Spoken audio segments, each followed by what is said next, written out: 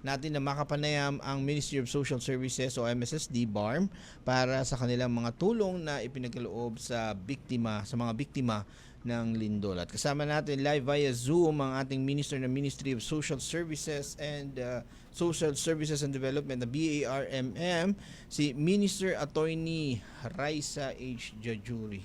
Minister, maraming salamat po sa inyong oras. Yes, Nord, Assalamualaikum. Maraming salamat din po sa inyong pag-imbita sa akin dito sa Salam Radio. As always, talaga andyan po kami para umalalay po sa mga ginagawa ng MSSD. Una sa lahat po, kumusta na po ang relief operations na pinagkakaloob ng MSSD matapos po ang malakas na lindol sa Davao Occidental at General Santos City? Opo, dito po sa BARM, wala masyadong naging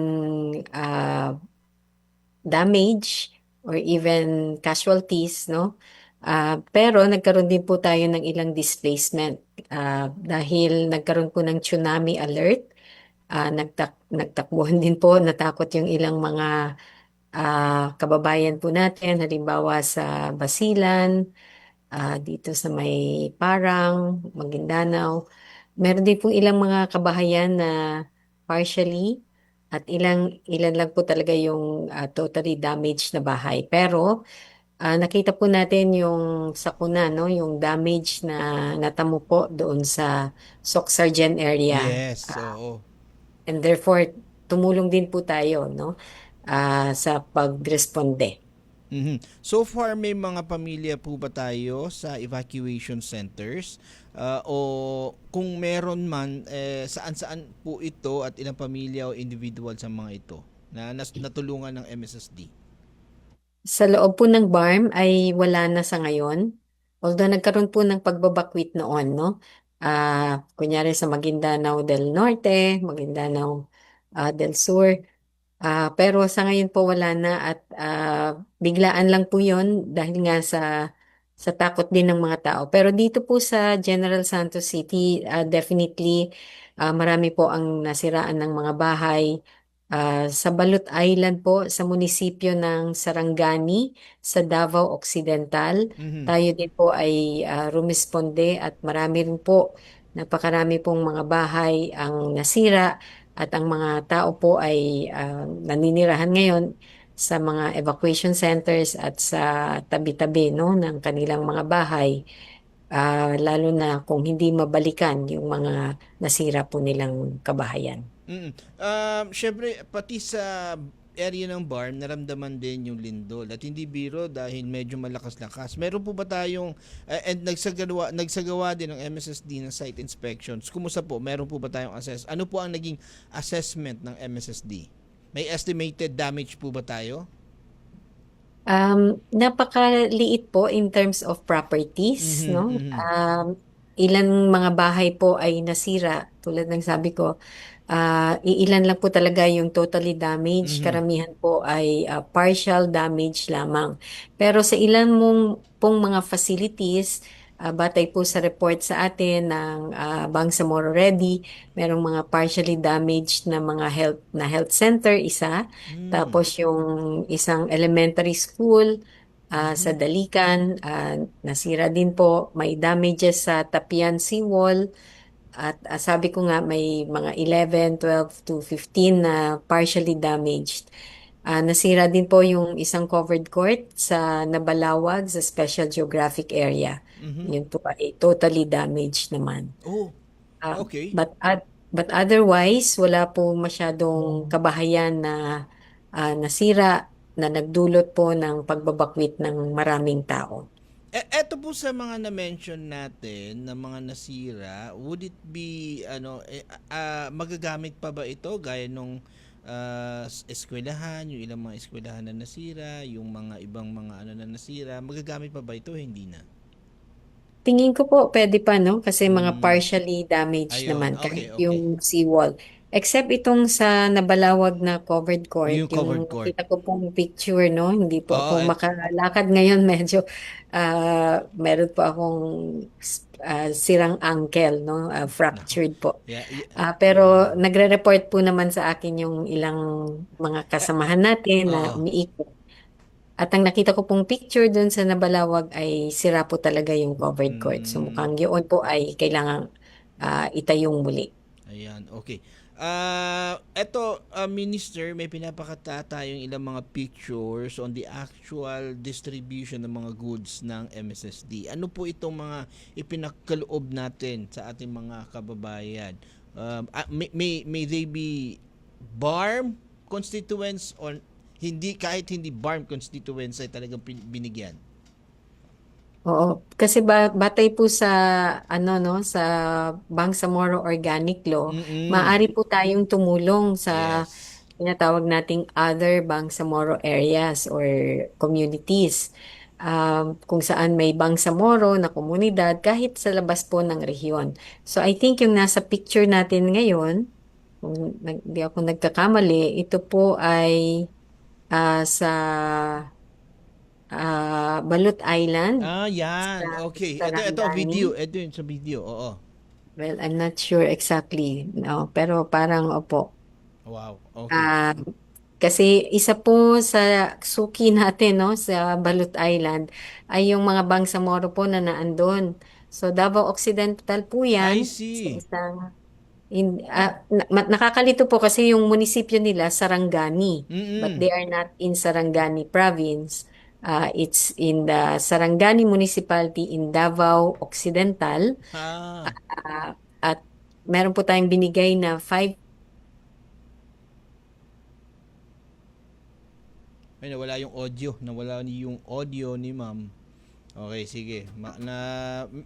Ganun po talaga yung ilang areas sa BARMM and sa Mindanao. Minsan may mga areas na talagang malilito ka dahil yung name nila is named again or named after a province gaya ng Sultan Kudarat. May Sultan Kudarat Municipality and may Sultan Kudarat na province na hindi naman yung Sultan Kudarat province labas naman ito sa BARMM. Okay, balikan natin si Minister. Minister, nagkaroon lang tayo ng konting issue kanina. Glitch. Oo.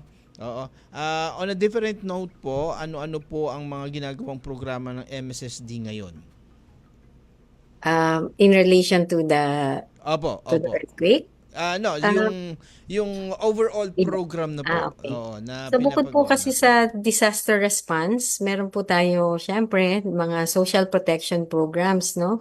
Ang ibig pong sabihin dahil ang ating pinaka-constituents ay yung mga vulnerableng sektor, may hirap na sektor, may mga programa po tayo para siguraduhin na meron po silang protection mula sa mga vulnerabilities na ito. So, tulad po ngayon, kung titingnan po ang Facebook page ng MSSD, very busy po ang ating mga municipal social welfare officers na Mm. nagdi-distribute po ng ating mga rice subsidy, halimbawa, para sa mga may hirap na kabahayan, no? Mga households na binigyan po natin ng seed capital under an livelihood program pero case managed din po sila at meron po silang monthly na rice subsidy. Mhm. Nagbibigay po tayo ng financial assistance at kina-case manage din po natin yung mga orphans na may hirap.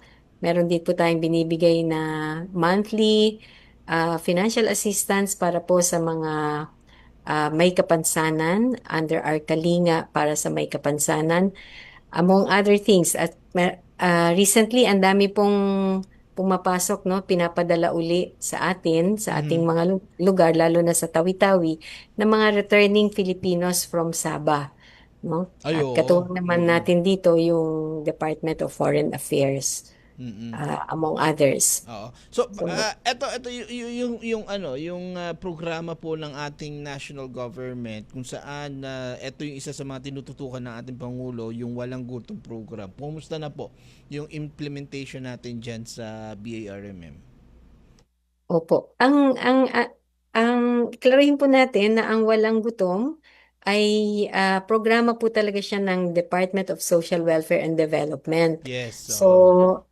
hindi po nag-i-implement ang Ministry of Social Services and Mm. Development. Although, posible rin po na kapag pumunta ang DSWD sa isang Nag-a-assist. munisipyo, dahil yung mga municipal social welfare officers ay mga empleyado ng MSSD, posible pong tinatanong sila kung sino yung mga pwedeng ipasok sa programa. Pero as to implementation po, mga DSWD personnel ang nag-i-implement po ng walang gutom. Ayan. Okay, maraming maraming salamat. Ano po ang with that syempre aside from those na pinamimigay natin na relief goods, yung in kind, no? Meron daw pong mga cash aid ang na pinapamigay din. Gaya nga na nabanggit nyo kanina para sa mga orphans ng Maguindanao provinces. All over the region po ito. Yon, oo. Opo. May iba-iba po tayong programa para Mm. sa iba't ibang klaseng vulnerabilities. So, meron po tulad ng sabi ko sa mga persons with disabilities, meron po sa solo parents, meron po sa orphans, Mm. meron din po tayong mga centers na kumakalinga sa mga kababaihan na kumakaharap po sa halimbawa domestic violence, mga children in conflict with the law, kinakalinga din po natin, mga distressed OFWs, mga natatraffic na tao, ah, ah, meron pong assistance na mental health, meron ding financial assistance, meron ding minsan kapital para po makabalik sila o ma-reintegrate sila sa kanilang community at makatayong muli. Pero balikan po lang natin yung disaster response. Meron din po Mm. tayong Mm. ginawa sa General Santos City. Yes. So kung sa Balut Island ay meron po tayong 500 na pinamigay na food. Pero may mga non-food din po tayong napamigay, no? Mhm. Kasama na dito po, may tinatawag kaming dignity kit. Mhm. Ito po yung mga underwear, mga Okay. maisusuot mo na, lalo na po ito nung mga nawalan So, ng bahay, no? So, lahat po ng gamit nila, posibleng hindi nila lahat ma-retrieve. So, meron din tayong tarp para po may temporary na shelter, mhm. makeshift shelter na maitayo. May cooking kits, may infant kits po para sa mga pamilyang may mga maliliit na bata. Oo. Doon naman po sa General Santos, ganun din, rice Mhm. na 25 kilos at food packs. May cooking kits, tarps, at saka dignity kits din po tayong pinamimigay. Ongoing ang ating distribution hanggang sa ngayon sa General Santos po. Ayan, okay. Tanong ko lang po, Minister, paano po natin naisip na ito ipamimigay natin ay ito yung kailangan ng ating mga kababayan sa Lanta. Did we have a survey first dun sa mga areas na o kaya dun sa mga ilang visits nyo, ito talaga yung sinabi nilang pangailangan nila? Opo. Kalimitan po, and in this case, meron po talagang sulat yung komunidad na nagsabi kung ito po Ah, ang aming pangangailangan. okay. At tiningnan po natin sa ating mga relief goods at available naman po dahil ito naman yung Okay. usual talagang kakailanganin lalo na ng isang pamilyang nawalan po ng tahanan, no? Mhm. Mga cooking kits, dignity kits, and then of course yung food.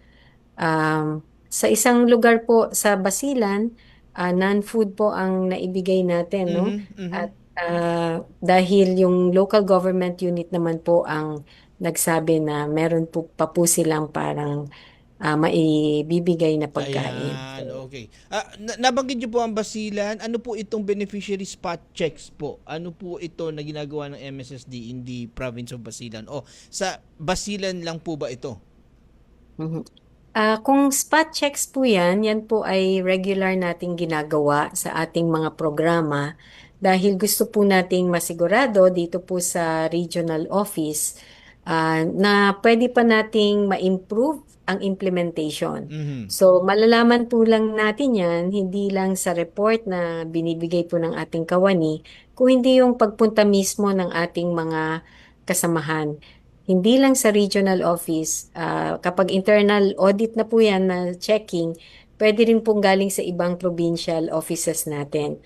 Para I po ang see. purpose nito ay matingnan ano ang status ng implementasyon, paano pa mai-improve, or kung merong mga good practices ay paano natin magamit ito, no? Ma-replicate sa ibang mga lugar para mas ma-improve pa po ang buong programa. Mashallah, alhamdulillah. And with that, ano po ang ating mensahe para sa mga kababayan natin na nabigyan ng tulong ng MSSD sa mga kababayan, pamilya na apektado nitong paglilindol sa iba't ibang parte ng Mindanao na inabot naabutan rather ng MSSD? Well, una po ay nakikiramay tayo sa mga nawalan ng mga kapamilya at mga nawalan ng tahanan at mga kagamitan, mga ari-arian. Nandito po ang MSSD para tumulong sa ating mga constituents sa Bangsamoro Region. Pero sa labas po ng rehiyon, lalo na sa mga Bangsamoro communities, tayo po ay handang tumulong. Na ayon po ito sa batas, coordinate din po kami sa local government units para siguraduhin na yung tulong natin ay naakma at nag-augment, no? Nagsusupplement sa kung ano man ang naibibigay na po ng local government and even the national government. Ayan, maraming salamat po at maraming salamat sa tuloy-tuloy na tulong na ipinapaabot natin hindi lang sa BARMM pero sa lahat na nangangailangan na tulong na kayang abutin o aabutin, no, kahit pa ng MSSD. Maraming salamat our Minister, the Ministry of Social Services and Development, Attorney Raisa Jajuri. Maraming salamat po. Assalamualaikum. Mabuhay po kayo. Alaikum salam.